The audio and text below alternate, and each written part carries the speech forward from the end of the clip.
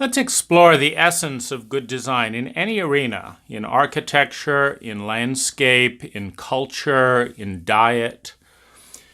Good design begins on the foundation of intelligence. The minimum expenditure of energy to generate the maximum human well-being. So we're looking at a principle of elegance. Intelligence is the efficiency with which energy is transformed into human well-being. Good design is intimate.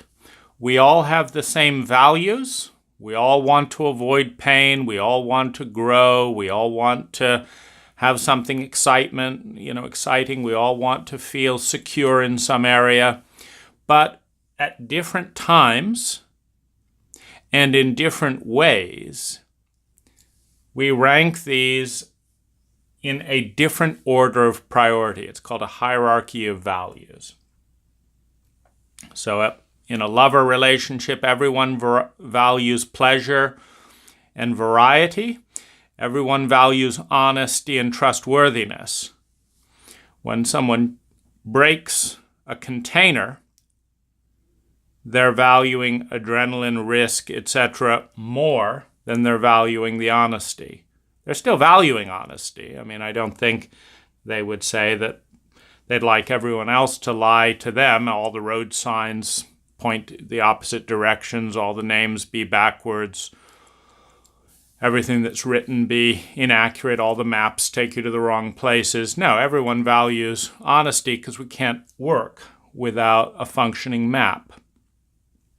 And honesty just means that your words are an accurate map to your behavior.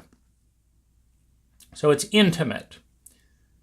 We each get to know the hierarchy of our personal values at that time. And this also shifts with balance, meaning people that have played it safe their entire life in order to grow may need to explore the other side of their psyche. People that have taken risks and violated boundaries may need to develop a sense of structure. The synergy is always in the symmetry. The greatest potential is released when things come into a certain state of balance. And because this happens over a period of time and in context, the optimal design to release the optimum value, referencing intelligence, is only relevant in the context of an individual in an individual culture at a certain period of time with a certain set of values. Now, synergy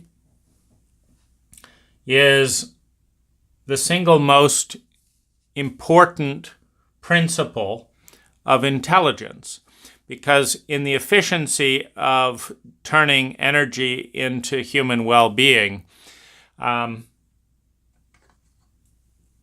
if you imagine that you've got 3 destinations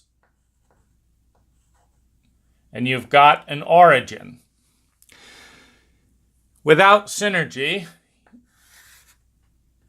you have to build 3 separate roads to 3 separate destinations.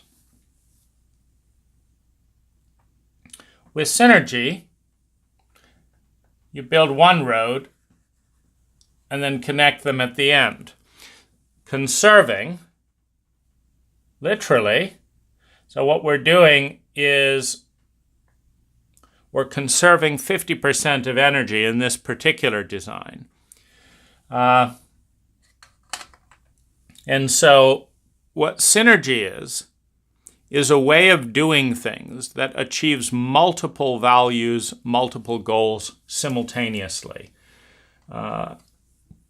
It releases the most value per energy invested, and so it's intelligent. The process of every design is to begin by definition. This ties in with intimacy, intimacy. You need to define your values. This ties into intimacy. because you're really defining your hierarchy of values. Everyone has the same values. But at different points in time, as they're moving towards grace and symmetry, the values are reprioritized. So defining values, the hierarchy of values. Looking at all possible options. This is a very key part of design. Before choosing something, you want to have the widest possible spectrum of choices to make. Now, the options you're looking at are specifically the options that create the most value per unit of energy invested. So that's why we look at costs. So once you define all your possible options, you price them out. Option A will require 5 years of work, will take $100,000, will not be a lot of fun, so there's a fun cost. And then it'll have a big payoff if you make it to the other side, okay? Option B can be done next month, requires $10,000, is really fun. And so you look at the costs of all of your options. And then you look at the benefits. Because if option A has 10 units of energy cost, and when I say energy, I mean time, money, and natural resources. These are all forms of energy. So option A consumes 10 units of energy and generates 100 units of value in 1 month. Option B takes 5 units of energy, generates 10 units of well-being in 1 week.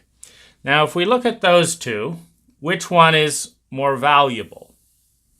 Well, to some extent, it could be whether or not you're in emergency crisis mode. When you're in emergency crisis mode and you need hydration now, something that's going to pay off a month from now, but you're going to be dead, isn't as important as right now. And you see the trade-off between urgency and long-term sustainability.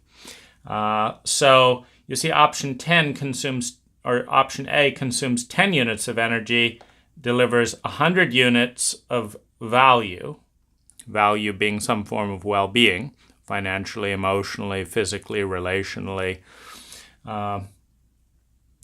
And so you see over 4 weeks, 10 units creates 100. So that is 25 units per week.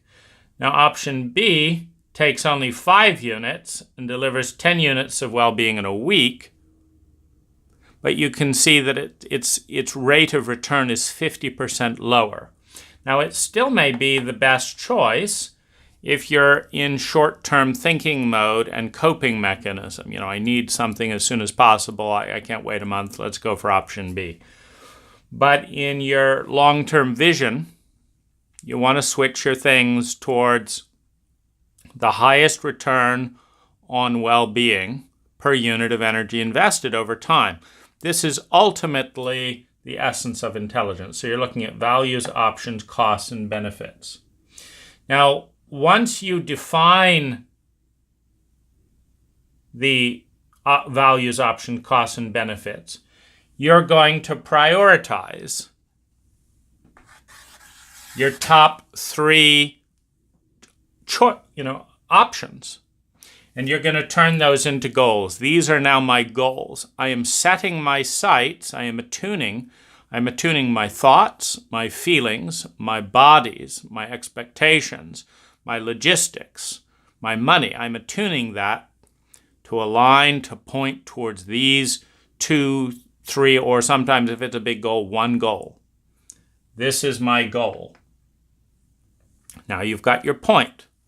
Now you need to break your goal down into an action plan. An action plan is What do I do in the next hour? So in order to develop your action plan, you need yearly, monthly, weekly, and daily goals. Now, these are the action plan for achieving your big focuses. When you have on your daily list 10 items, 10 minutes for this, 5 minutes for this, 20 minutes for this, etc., you're going to progress rapidly towards your goal. And if you space them out, meaning if your daily goals contain 1/30th of your weekly goals, or preferably 1/20th, so that you have the chance for some curveballs. So if each daily goal contains 1/20th of your monthly goals, if each daily goal contains 1/6 of your weekly goals, if your weekly goals contain preferably 1/3 of your monthly goals, because you always have to leave some room for surprise, then you can be confident in the big picture, even as you focus on the small picture. And then finally, we come back to intelligence. Intelligence is the efficiency with which energy is transformed into human well-being. So as we come back to intelligence, your key is feedback. Now, one of the interesting and important things is that we spend more time on the journey than we do arriving. It's the classic masculine and feminine polarity. The masculine is the point. What is the point? Well, the point is here. We're going there. That's the point. Are we there yet? Are we there yet? That's the point. The feminine is the process of getting there. Now, in any given moment, in the hierarchy of values, the point or the process of getting there is more or less important. If you're dealing with the transition from happiness into joy, the process of getting there is probably even more important than the point, than the goal. If you're dealing with a lifetime emergency, getting to the hospital is more important than the process of arriving there.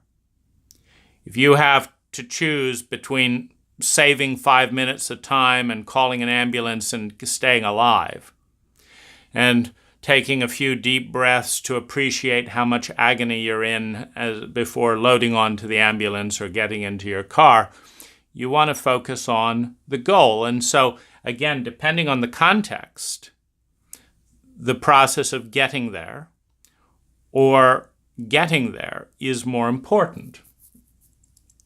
Often as we get older, particularly if we've managed our life well, the process becomes more important. As we move from the technological evolution of computers, for example, you look at the early DOS machines, it was all about getting something done, nothing about the experience. Then we came into Apple's domain, and now we're all about the user interface. And so there's generally a natural migration from the masculine to the feminine with maturity and with growth. Ultimately, it's all about the journey. Because when you reach a certain level of well-being, a certain level of growth, you realize it's endless. I could read 1,000 books and there'd still be another book. So it's not, cramming unpleasantly 1,000 books into your I gotta read that book. It's enjoying the next page and the next page. And so there is always a natural, as you go from survival and security to love and belonging and self-esteem, as you climb the hierarchy of needs outlined by Abraham Maslow, you move from the point. It's all about, I want $1 million. I don't care how I want it. I want to have sex. What do I have to say? I want to have sex. As you meet the needs of survival, of security, of love and belonging, of self-esteem, even by the love and belonging self-esteem point, you're moving towards a domain where if you don't have the intelligence to switch focus from the end result to the process of getting there, you're missing out a lot on the process of creating well-being, because so much of it is the journey. So this is a summary of good design. I hope it serves you. Take care.